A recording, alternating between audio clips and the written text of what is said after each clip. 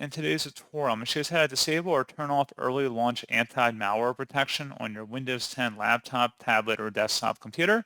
So this should hopefully be a pretty straightforward process here, guys. And without further ado, let's go ahead and jump straight into it. So all you have to do is open up the search menu and then select the power icon.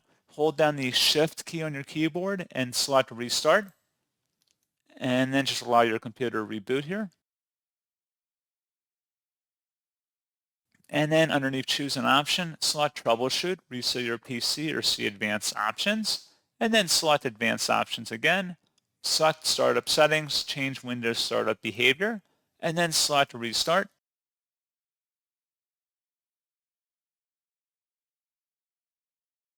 And now you want to tap the F8 key, which will disable early launch anti-malware protection. So go ahead and tap that and give this a moment to reboot your system.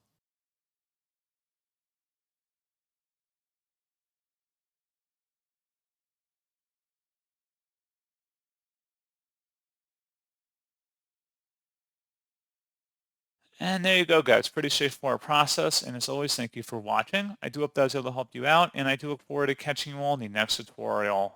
Goodbye.